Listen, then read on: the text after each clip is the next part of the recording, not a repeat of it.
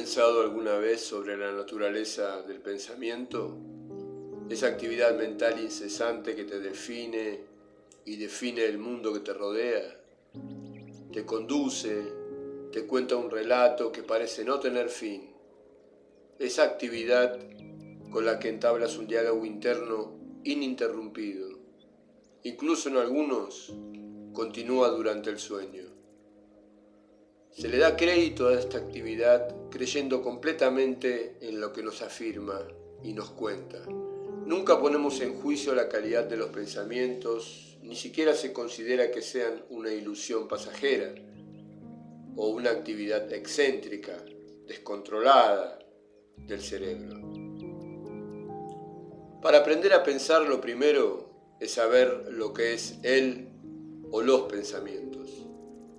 Se dice que pensar es formarse y relacionar ideas o juicios en la mente, de manera que los pensamientos son el resultado de esta actividad mental. El pensamiento consiste en la manipulación cerebral de la información, como cuando formamos conceptos, participar en la resolución de problemas, razonar y tomar decisiones. El pensamiento es una función cognitiva superior. Somos seres pensantes, tenemos esa capacidad implícita en nuestra naturaleza. Sin embargo, eso no garantiza que sepamos pensar. El pensamiento en sí es el resultado de la actividad neuronal producida por la información recibida a través de los sentidos, la toma de conocimiento y la respuesta.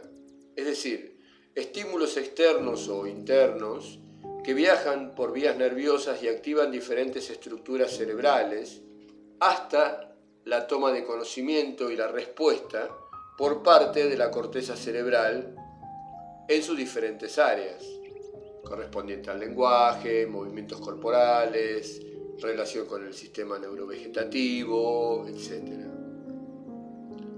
Desde la llegada del estímulo hasta la toma de conocimiento y la respuesta consciente, pasa por varios pasos.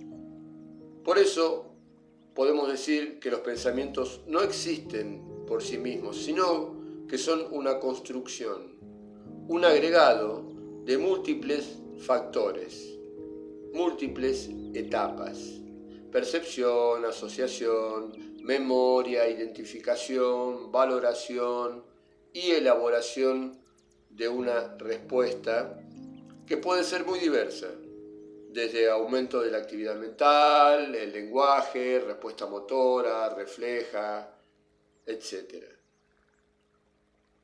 Todo pasando por diversas estructuras del sistema nervioso, estímulos que llegan al tálamo, directa o indirectamente, por vías sensitivas o sensoriales, y conectan con el sistema límbico, con estructuras como el hipotálamo, la amígdala cerebral y otras, y luego llegan a la corteza cerebral, principalmente frontal, donde es valorada, clasificada y finalmente se elabora una respuesta.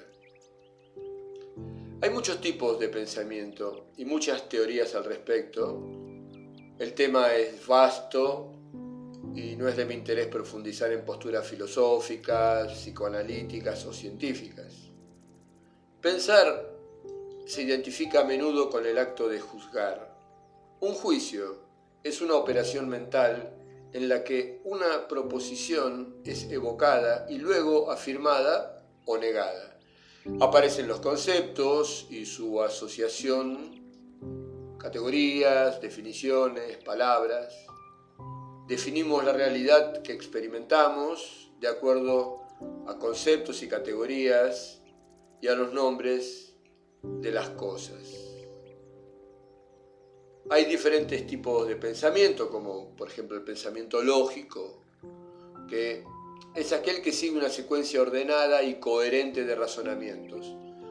Se basa en el principio de que si una premisa es verdadera y se aplican reglas de inferencia válidas, la conclusión también será verdadera.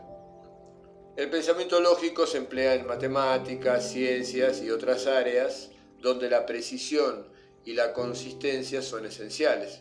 Por ejemplo, si todos los mamíferos tienen sangre caliente, premisa, y los humanos son mamíferos, premisa, entonces los humanos tienen sangre caliente, conclusión. Este es el tipo de pensamiento más común en la sociedad actual. Nos entrenan para pensar de este modo, que es la forma característica del hemisferio cerebral izquierdo, que cede de la palabra, la lógica, el razonamiento y el juicio. Pero hay otras formas de pensamiento que surgen desde otras áreas del cerebro y que en los jóvenes y adultos de nuestra época están restringidos y condicionados, como ya vimos, por la cultura, la educación, la forma de pensar. Por ejemplo, el pensamiento mágico, que está basado en la intuición, la imaginación, las tradiciones ancestrales, las emociones, la magia, etc. Lo que hace que sus expresiones carezcan de una argumentación lógica. No son lógicos. No hay intervención de la razón ni comprobación científica. Este tipo de pensamiento era más común en la antigüedad, en sociedades primitivas. También lo es en los niños y también en ciertos trastornos mentales, síndromes delirantes, etc. Pero en los niños es muy común en la forma de pensar que tienen, hasta que se estructura con la educación ya en categorías, conceptos. El pensamiento es una de las capacidades más asombrosas y complejas de la mente humana. A través del pensamiento somos capaces de razonar, resolver problemas, imaginar, aprender y tomar decisiones.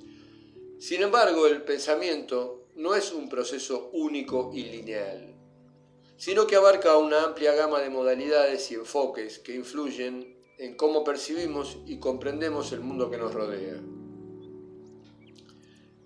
El pensamiento, por ejemplo, también puede ser creativo. El pensamiento creativo es la capacidad de generar nuevas ideas, conexiones y soluciones innovadoras. Se caracteriza por ser original, flexible y divergente. Este tipo de pensamiento es fundamental en el arte, la literatura, el diseño, la música y cualquier campo donde la imaginación y la originalidad son fundamentales. Por ejemplo, el músico que experimenta con sonidos y encuentra armonías y las expresa, o un artista que utiliza técnicas de pintura poco convencionales y colores inusuales para expresar una emoción en su obra. Otra aplicación fundamental es el pensamiento crítico. El pensamiento crítico es fundamental, está basado en la negación y no en la afirmación directa. La realidad que experimentas a diario es una afirmación del mundo que te rodea, pero es una construcción, un acuerdo. Aceptas la realidad como aparece ante tus sentidos sin considerar el carácter ilusorio de esta. Y como tal, debe ser filtrada, equilibrada con la negación, así tener una visión más completa de lo que se percibe. El pensamiento crítico implica analizar y evaluar de manera objetiva y reflexiva la información disponible.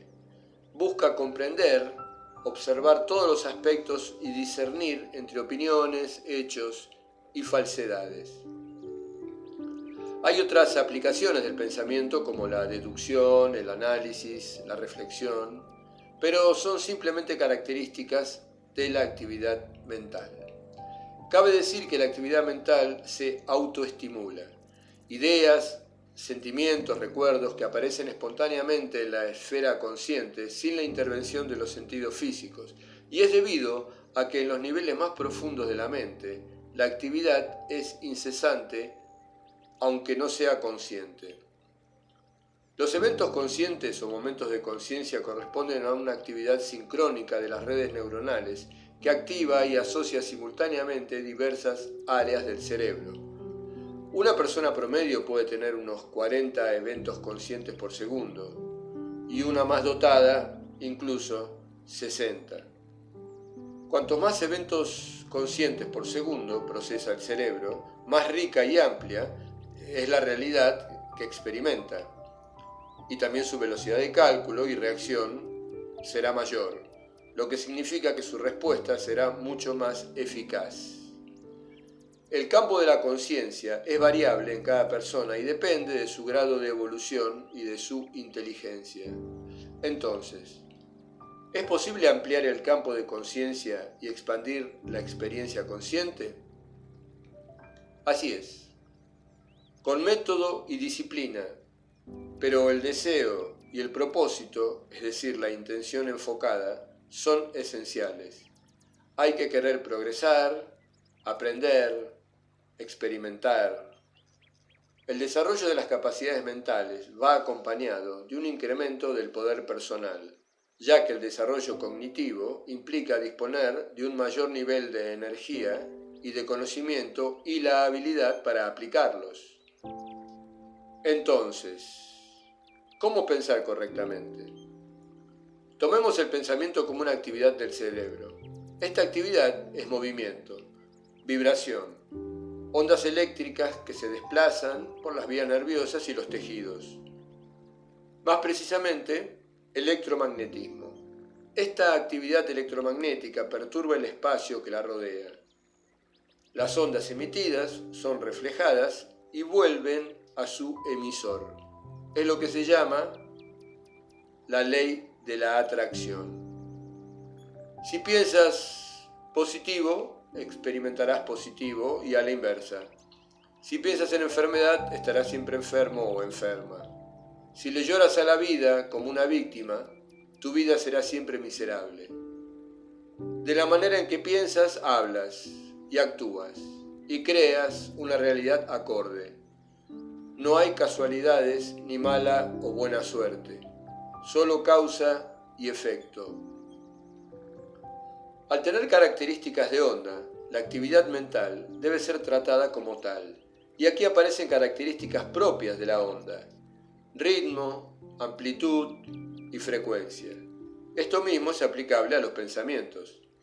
El ritmo es esencial en la actividad mental.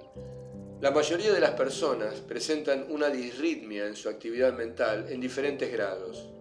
Esto es debido a una forma de pensar desequilibrada, materialista, fragmentada y por lo tanto separatista y contradictoria.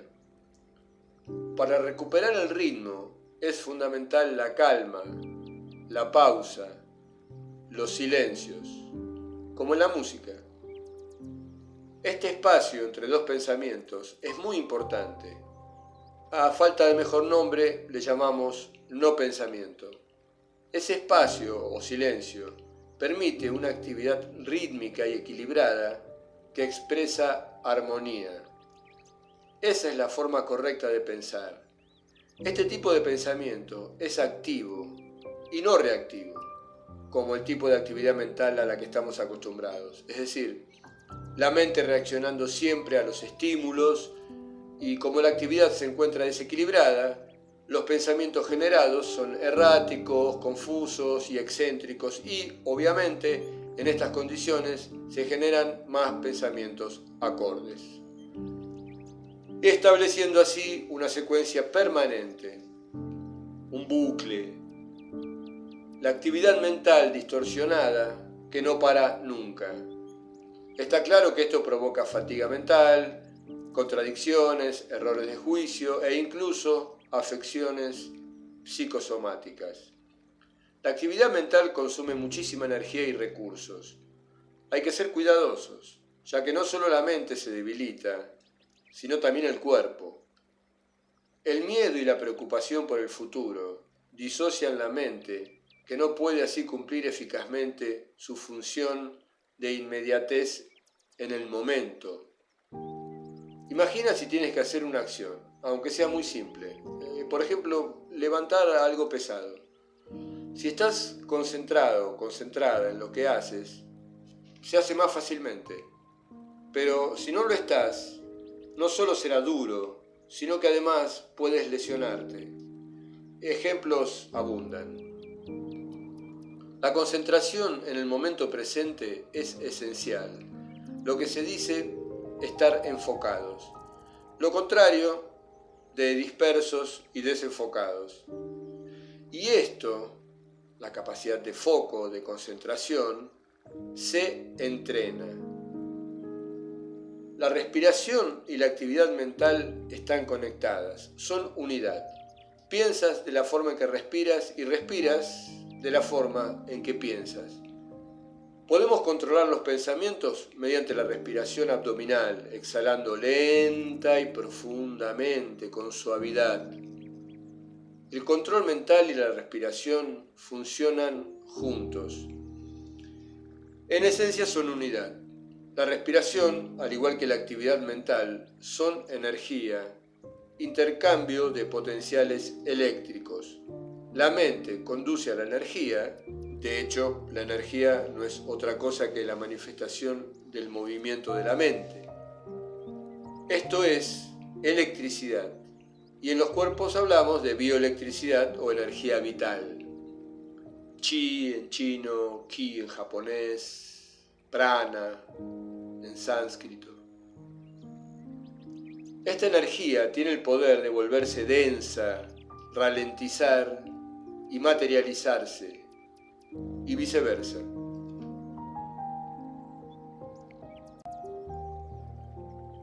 El pensamiento gobierna a la energía que se materializa de acuerdo al deseo y a la imaginación. El pensamiento afecta a la materia y al cuerpo físico. La actitud mental determina tu realidad física. La comida que comes se transforma en energía que, por una parte, servirá de motor, estimulando las funciones del cuerpo y de la mente, y por el otro, generando células y tejidos. Es decir, función y regeneración. Esto es Yang y Yin, sus dos aspectos. Yin tiende a materializar, Yang a espiritualizar. Yin forma sustancia, Yang genera función. No son dos cosas diferentes. Es la misma esencia que se separa momentáneamente en polos opuestos complementarios para dar forma y movimiento al universo físico. Sin esta separación de polos, de cargas, los ciclos de la naturaleza, el movimiento de la vida, no sería posible. Pero la esencia, la verdadera sustancia, es la mente. El universo es mental. La actividad mental debe ser controlada. Esto es lo que se denomina control mental y es fundamental. ¿Y cómo se equilibra la actividad mental? Ya vimos que la respiración es la clave, y esto se aprende y se entrena. La práctica y la repetición son fundamentales porque modelan al cuerpo físico, lo reestructuran y establecen patrones de funcionamiento. También son importantes las posturas y conductas que adopte el cuerpo físico. Si estás torcido, piensas torcido. Si estás rígido, piensas igual. Si tu cuerpo es flojo, tu mente lo será también. Y viceversa, obviamente. Cuerpo y mente son unidad.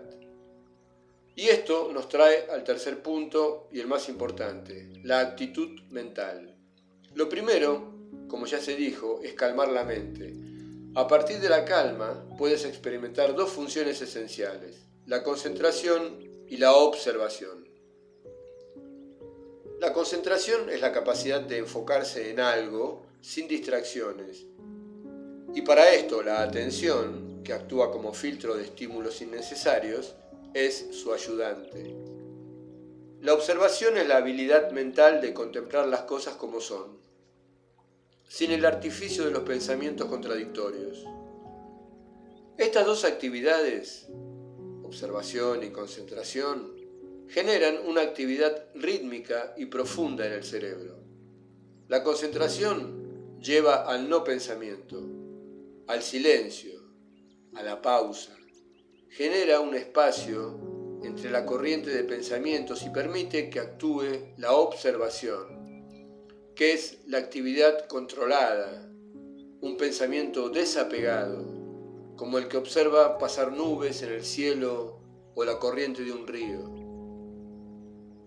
De esta manera se alternan pensamiento y no pensamiento, observación y concentración. Esta es la técnica de la meditación Zen, basada en estos 3 puntos: la postura equilibrada del cuerpo, que ya explicaré más adelante, la respiración profunda y la actitud mental correcta. Debo decir que la meditación cotidiana es fundamental. Es la manera de equilibrar la mente y purificar los pensamientos, fortaleciendo la respiración y armonizando las emociones.